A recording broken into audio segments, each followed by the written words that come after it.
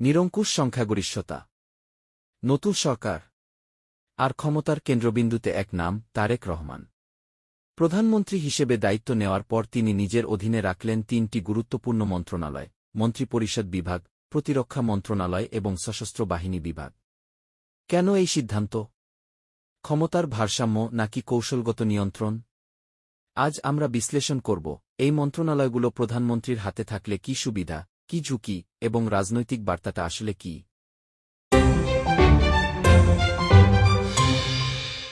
ত্রয়োদশ জাতীয় সংসদ নির্বাচনে নিরঙ্কুশ সংখ্যাগরিষ্ঠতা অর্জনের পর বিএনপি চেয়ারম্যান তারেক রহমান প্রধানমন্ত্রী হিসেবে দায়িত্ব নিয়েছেন।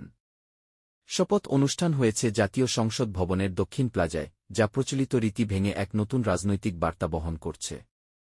আগে যেখানে বঙ্গভবনে শপথ হতো, এবার সংসদ প্রাঙ্গণে আয়োজন। এটি কি সংসদকেন্দ্রিক শাসনের প্রতীক? শপথের পর ২৫ জন পূর্ণমন্ত্রী ও ২৪ জন প্রতিমন্ত্রী নিয়োগ দেওয়া হয়েছে। তবে গুরুত্বপূর্ণ বিষয়, কিছু কৌশলগত মন্ত্রণালয় তিনি নিজের হাতেই রেখেছেন। প্রজ্ঞাপন অনুযায়ী প্রধানমন্ত্রী নিজের অধীনে রেখেছেন মন্ত্রিপরিষদ বিভাগ, প্রতিরক্ষা মন্ত্রণালয়, সশস্ত্র বাহিনী বিভাগ। এগুলো শুধুই প্রশাসনিক দপ্তর নয়, এগুলো রাষ্ট্রক্ষমতার কেন্দ্রীয় অক্ষ। কি কাজ এই বিভাগের? সম্ভাব্য কারণ কি, সুবিধা এবং অসুবিধা, চলুন বিস্তারিত দেখি এখন। সরকারি সিদ্ধান্ত সমন্বয় মানে হল সরকারের বিভিন্ন মন্ত্রণালয় ও বিভাগের নেওয়া সিদ্ধান্তগুলোকে একটি কেন্দ্রীয় কাঠামোর মধ্যে এনে সমন্বিত করা। ধরুন, অর্থ মন্ত্রণালয় বাজেট প্রস্তাব দিল, শিক্ষা মন্ত্রণালয় নতুন নীতি আনল, আর স্বরাষ্ট্র মন্ত্রণালয় নিরাপত্তা সংক্রান্ত সিদ্ধান্ত নিল। এই সব সিদ্ধান্ত যেন একে অপরের সাথে সাংঘর্ষিক না হয়, সেটি নিশ্চিত করে মন্ত্রিপরিষদ বিভাগ। অর্থাৎ এটি সরকারের কমান্ড সেন্টার হিসেবে কাজ করে, যেখানে নীতিগত ধারাবাহিকতা ও সামঞ্জস্য বজায় রাখা হয়। মন্ত্রিসভার কার্যক্রম তদারকি বলতে বোঝায় মন্ত্রিসভায় যে সিদ্ধান্ত নেওয়া হয় তা বাস্তবে কতটা কার্যকর হচ্ছে সেটি পর্যবেক্ষণ করা। মন্ত্রিপরিষদ বিভাগ নিশ্চিত করে যে সভায় অনুমোদিত নীতি ও প্রকল্পগুলো নির্ধারিত সময়ের মধ্যে বাস্তবায়িত হচ্ছে কিনা।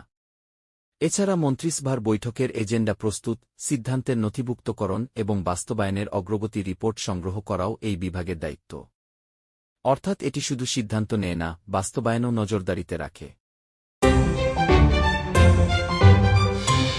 প্রশাসনিক নীতি নির্ধারণ হল সরকারি কর্মকর্তা-কর্মচারীদের কার্যপ্রণালী, শৃঙ্খলা, দায়িত্ব বণ্টন এবং প্রশাসনিক কাঠামো সম্পর্কিত নীতি তৈরি করা। কোনো মন্ত্রণালয় কিভাবে কাজ করবে, কিভাবে সমন্বয় হবে, জরুরি পরিস্থিতিতে সিদ্ধান্তের ধাপ কী হবে, এসব নীতিগত নির্দেশনা প্রণয়ন ও হালনাগাদ করার দায়িত্ব থাকে মন্ত্রিপরিষদ বিভাগের উপর। সহজভাবে বললে, এটি পুরো প্রশাসনিক ব্যবস্থার রূপরেখা নির্ধারণ করে। প্রধানমন্ত্রী নিজের অধীনে মন্ত্রিপরিষদ বিভাগ রাখার পেছনে একাধিক কৌশলগত কারণ থাকতে পারে। প্রথমত, নীতিগত নিয়ন্ত্রণ নিজের হাতে রাখা। সরকার গঠনের শুরুতেই যদি নীতি নির্ধারণের কেন্দ্রীয় নিয়ন্ত্রণ প্রধানমন্ত্রীর হাতে থাকে, তাহলে বড় সিদ্ধান্তগুলোতে বিভ্রান্তি বা ভিন্নমত কমে যায়। এতে সরকারের মূল দর্শন ও রাজনৈতিক অঙ্গীকার বাস্তবায়নে এক ধরনের ধারাবাহিকতা তৈরি হয়। দ্বিতীয়ত, দ্রুত সিদ্ধান্ত বাস্তবায়ন। একাধিক স্তর পেরিয়ে সিদ্ধান্ত নিতে গেলে অনেক সময় বিলম্ব হয়। কিন্তু মন্ত্রিপরিষদ বিভাগ সরাসরি প্রধানমন্ত্রীর অধীনে থাকলে প্রশাসনিক অনুমোদন ও সমন্বয় দ্রুত করা সম্ভব হয়। বিশেষ করে নতুন সরকারের শুরুর সময় এটি গুরুত্বপূর্ণ হয়ে ওঠে। তৃতীয়ত, মন্ত্রিসভার মধ্যে সমন্বয় শক্ত রাখা। নতুন মন্ত্রিসভায় বিভিন্ন অভিজ্ঞতা ও রাজনৈতিক পটভূমির সদস্য থাকেন। তাদের মধ্যে নীতি ও কর্মপরিকল্পনায় সমন্বয় রাখা একটি বড় চ্যালেঞ্জ। এই বিভাগ নিজের হাতে রাখলে প্রধানমন্ত্রী সরাসরি সেই সমন্বয় তদারকি করতে পারেন এবং অভ্যন্তরীণ দ্বন্দ্ব বা অসামঞ্জস্য কমাতে পারেন। অর্থাৎ এই সিদ্ধান্তটি শুধু প্রশাসনিক নয়, এটি একটি কৌশলগত ক্ষমতা ব্যবস্থাপনার অংশ হতে পারে। কি প্রধানমন্ত্রীর অধীনে মন্ত্রিপরিষদ বিভাগ থাকলে কয়েকটি গুরুত্বপূর্ণ সুবিধা তৈরি হতে পারে। প্রথমত, সিদ্ধান্ত গ্রহণে গতি। প্রশাসনের শীর্ষ পর্যায়ে সিদ্ধান্তের চূড়ান্ত অনুমোদন দ্রুত হলে নীতিমালা বাস্তবায়নেও সময় কম লাগে। বিশেষ করে সংকটকাল, অর্থনৈতিক চ্যালেঞ্জ বা নিরাপত্তা ইস্যুতে দ্রুত প্রতিক্রিয়া দিতে এই কাঠামো কার্যকর হতে পারে। মধ্যবর্তী প্রশাসনিক স্তর কম থাকায় সিদ্ধান্ত প্রক্রিয়া আরও সরাসরি হয়। দ্বিতীয়ত, প্রশাসনিক শৃঙ্খলা। কেন্দ্রীয়ভাবে তদারকি থাকলে মন্ত্রণালয়গুলোর মধ্যে সমন্বয় বাড়ে এবং নীতিগত অসামঞ্জস্য কমে। প্রধানমন্ত্রীর কার্যালয় সরাসরি নজরদারি করলে কর্মকর্তাদের জবাবদিহিতাও বাড়তে পারে। ফলে একটি সুসংগঠিত ও নিয়ন্ত্রিত প্রশাসনিক পরিবেশ তৈরি হওয়ার সম্ভাবনা থাকে। তৃতীয়ত, রাজনৈতিক বার্তা, শক্ত নেতৃত্বের প্রতিচ্ছবি। গুরুত্বপূর্ণ বিভাগ নিজের হাতে রাখা অনেক সময় জনসাধারণ ও রাজনৈতিক অঙ্গনে একটি শক্তিশালী নেতৃত্বের বার্তা দেয়। এতে সরকার শুরু থেকেই স্পষ্ট সংকেত দেয় যে নীতি ও প্রশাসনে অবস্থান নেওয়া হবে। তবে এই সুবিধাগুলো কতটা কার্যকর হবে তা নির্ভর করবে বাস্তবায়নের ধরন ও প্রশাসনিক ভারসাম্যের উপর। প্রধানমন্ত্রীর হাতে গুরুত্বপূর্ণ মন্ত্রণালয় থাকা যেমন কিছু সুবিধা তৈরি করতে পারে, তেমনি কিছু ঝুঁকিও তৈরি হতে পারে। প্রথমত, ক্ষমতার অতিরিক্ত কেন্দ্রীকরণ।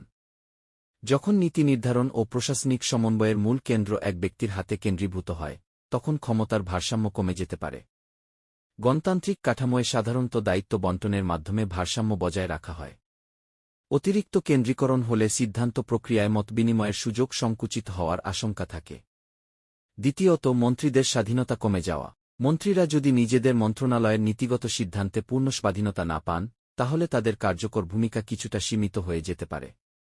এতে প্রশাসনের অভ্যন্তরে সৃজনশীলতা ও উদ্ভাবনী উদ্যোগ কমে যাওয়ার ঝুঁকি থাকে। তৃতীয়ত, সমালোচনার ঝুঁকি বৃদ্ধি।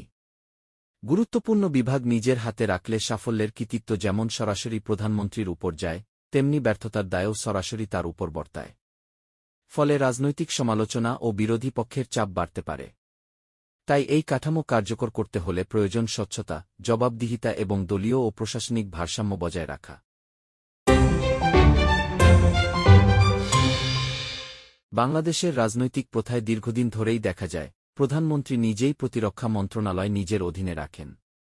এর পেছনে রয়েছে রাষ্ট্রীয় নিরাপত্তা ও কৌশলগত গুরুত্বের বিষয়টি। এর গুরুত্ব কোথায়?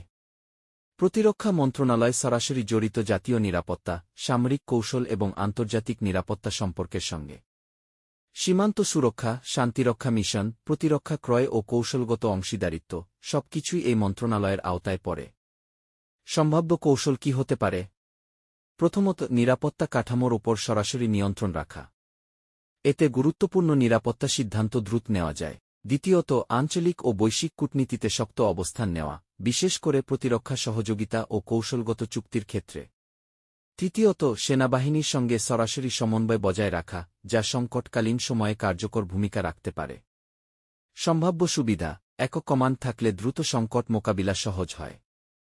নিরাপত্তা সংক্রান্ত সিদ্ধান্তে দ্বিধা কম থাকে। পাশাপাশি রাজনৈতিক স্থিতিশীলতা বজায় রাখার ক্ষেত্রেও এটি ভূমিকা রাখতে পারে। তবে ঝুঁকিও আছে। প্রতিরক্ষা খাত অত্যন্ত সংবেদনশীল।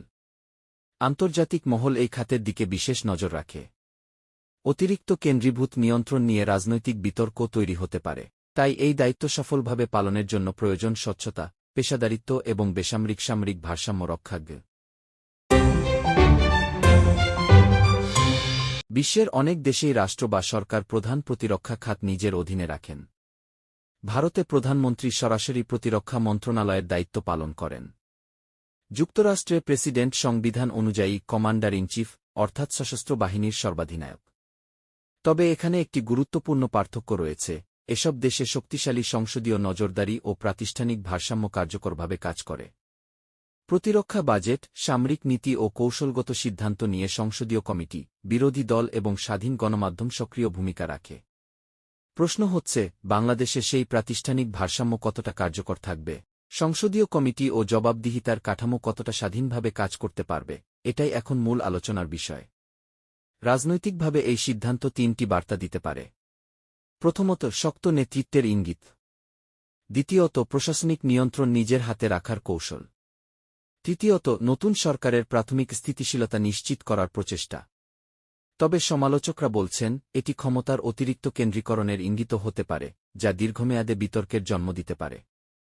রাজনৈতিক বিশ্লেষকদের মতে, নতুন সরকারের শুরুতে কিছু ক্ষমতা কেন্দ্রীভূত করা কৌশলগত হতে পারে। কিন্তু দীর্ঘমেয়াদে বিকেন্দ্রীকরণ না হলে প্রশাসনিক চাপ ও রাজনৈতিক সমালোচনা বাড়তে পারে। তাই কার্যকর সংসদীয় নজরদারি, স্বচ্ছতা এবং জবাবদিহিতা নিশ্চিত করাই হবে এই কাঠামোর সফলতার মূল চাবিকাঠি। প্রধানমন্ত্রী তারেক রহমানের এই মন্ত্রণালয় বণ্টন একটি স্পষ্ট রাজনৈতিক কৌশল নির্দেশ করে। এটি হতে পারে প্রশাসনিক গতি ও নিরাপত্তা নিশ্চিতের চেষ্টা। আবার এটি হতে পারে ভবিষ্যৎ বিতর্কের সূচনা। সবকিছু নির্ভর করবে সিদ্ধান্ত কতটা স্বচ্ছ, কতটা জবাবদিহিমূলক এবং কতটা ভারসাম্যপূর্ণ থাকে তার উপর।